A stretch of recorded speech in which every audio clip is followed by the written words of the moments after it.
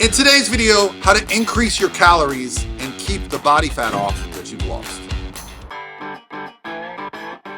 Hey guys, what's going on? This is Paul Ravella from ProPhysique.com, and I'm here to answer the age-old question of, now that we've been dieting for a long time, now that we've got some body fat off, what do we do? Because it can be a very scary situation to be in. Do we just raise our calories back up to our previous maintenance?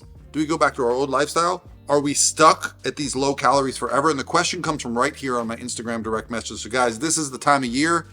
I've only got one more contest that I'm going to be traveling to in December next week.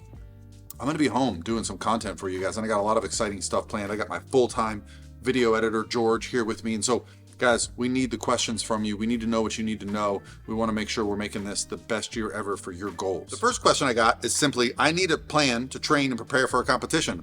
Well, guys, that's what I do for a living. That's my career. I'm just giving you guys free advice because I've got so much experience in education. I really want to help and give back. But if you are looking to compete, if you are looking to get ready for a competition, or if you're just looking to lose some weight, there's a link below to set up a free consultation. I just need a little bit of information from you. We're going to set up a call. But today's question is this. Currently, I'm reverse dieting from extremely low calories. My intake right now is 1,700 calories, but ideally, I'd like to be around 2,200 per day while being around 12% body fat. Well, first of all, congrats on your success with weight loss. And the strategy around how to increase your calories after a dieting phase comes down to a few questions. First of all, how aggressive did you have to get? Because that is going to determine your success. A lot of the approach that I take at this point of my coaching career is around making sure my athletes, my people that are trying to lose body fat, they're in a good place when they get there.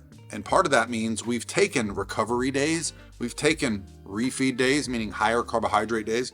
We've even taken periods as long as a week that are called diet breaks, where we bring the calories up and the cardio down and focus on maintenance. So if you've only been focusing on fat loss for a long period of time, say 3 months, and you've not taken any recovery days, you're really going to be in a tougher situation. Doesn't mean it's impossible. Here's how I would handle it. You said you're at 1,700 calories. You didn't mention your cardio. I would be very, very specific about how I made this adjustment in your situation, assuming you didn't have any recovery during this phase, which is pretty common, right? I know a lot of people just go hard for a while, especially when they start seeing the momentum. They're able to keep their calories low and the cardio high because they got that scale movement. They see their clothes fitting better. People are noticing the changes. So you can do that for a long period of time. However, when you hit that point, what do? In your situation as a male, I'd probably increase your calories about 100 per week. So go from 1,700, then set your calories at 1,800 for a full week. Usually I do that mostly in the form of carbohydrates. A, because those tend to get restricted the most during a fat loss phase, but B, carbohydrates have a profound impact on our ability to digest, our ability to perform, our ability to think more clearly. Carbohydrates are brain fuel as well. So these carbohydrates that we add, now if you're adding 100 calories from carbohydrates, that's simply 25 grams of carbs at 4 calories per gram. So that is not a lot of food, guys. That's like 2.5 rice cakes. That's like maybe an apple. But I can tell you there can be a profound difference just by increasing carbohydrates a little bit in your performance. There's also something that people are not aware of that I just did a video on called the Fidget Factor. A lot of research shows when you increase calories, some people start to increase their activity level. So what often happens in these situations, you might add 100, 200, 300 calories to your diet. You also might take those calories and start moving more, start fidgeting more. You start doing more things throughout the day, which might sound small, but you'd be surprised how many calories you can burn through non-exercise activities. And if you start to unconsciously just move more, you might actually end up burning more. So oftentimes what happens in my situation like this with my clients, my competitors that are really on top of this, they'll actually maintain or even start to lose weight. That's right. You can actually add food incrementally, which will not keep up with the pace at which you increase your activity level. Now, this is going to come down to a lot of factors, but I see it time and time again. So what I typically do is I have someone check in after a week. However, I'll give them this caveat. I'll say, we're going to go from 1,700 to 1,800 calories, check in a week. However, if you see the scale dip below where it currently is, update me sooner. I'll go and add another 50 or 100 calories at that time. I also typically like to cut cardio right in half, right? So if you're doing cardio intentionally, say 60 minutes a day, when we start the reverse diet, I'll cut it right down to 30 minutes. However, if you're just focused on your daily activity and steps, I might say, hey, if you've been getting 12,000 steps, let's just drop 2,000 steps off. And that way you're, not moving as much. That's also going to be a benefit when we're trying to kind of restore our metabolic rate, our metabolic function after a long dieting phase. But again, a lot of this comes down to the approach we take when we're getting there. And it also comes down to how detailed we want to be. For my competitors, they might not want to stay stage weight. And in fact, I don't usually suggest that, right? Because stage weight is an unrealistic look. It's an unrealistic kind of body composition that comes along with some side effects that we might not want. It's a temporary look. However, they don't want to put on body fat very quickly. I work with a lot of females, and I promise you, if they've dieted down from 125 to 100, they don't want to be 125 tomorrow.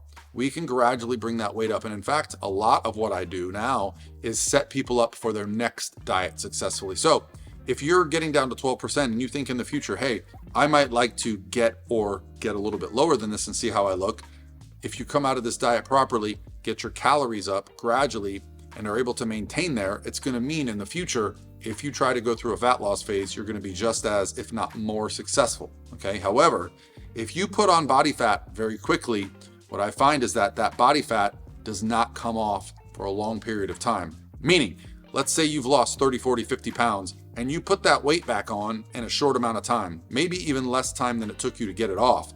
You're going to have to spend at least a year, maybe more, holding that weight, maintaining it before you're able to go through another successful fat loss phase. You've got to restore things. Now, the word metabolism gets thrown around a lot, and I hear people say like, oh, my metabolism slows down.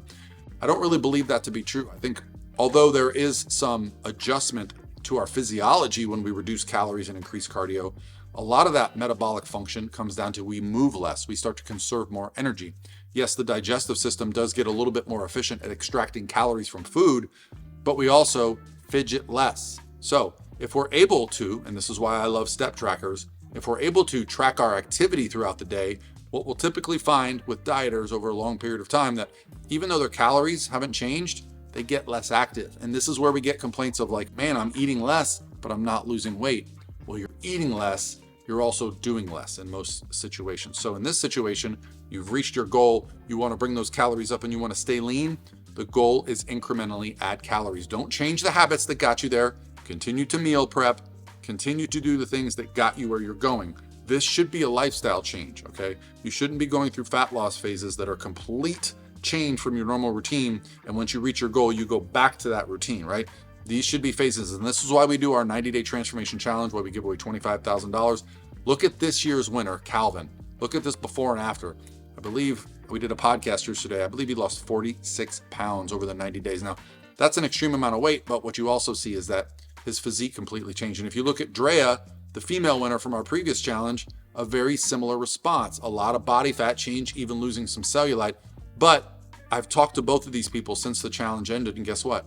They've maintained this look. They've been able to transition back to a normal routine where they're not necessarily trying to get leaner all the time, and they've done the work to be able to maintain it. And that's a very important part of this. Now, we will be having another challenge in early next year. I expect many of you people to jump in. We're going to be doing it for $50. That's going to include nutrition plans, training plans, weekly videos, and daily discussions in our private Facebook group that is only open to the people that join the challenge. I like to jump in there, answer questions along with a lot of the coaches for Pro Physique. So these topics that I get from you guys are things that I address throughout the time in the challenge. How to go in, how to get out, how to get the most of it. We also love the motivation that the challenge provides, because fat loss, reverse dieting, a lot of these goals are extrinsic.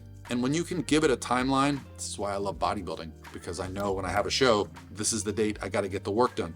So for you guys, if you're looking for the reason to reach your fitness goals, to finally make that change, hey, 90 days in 2024, come be a part of what we do. I'm very proud of it, and I can't wait to get it started. But hopefully this answered your question. Send me your questions for tomorrow. Let me know if you have any more. Instagram direct message or comment below. I try to reply to all the comments, and I'll talk to you guys tomorrow.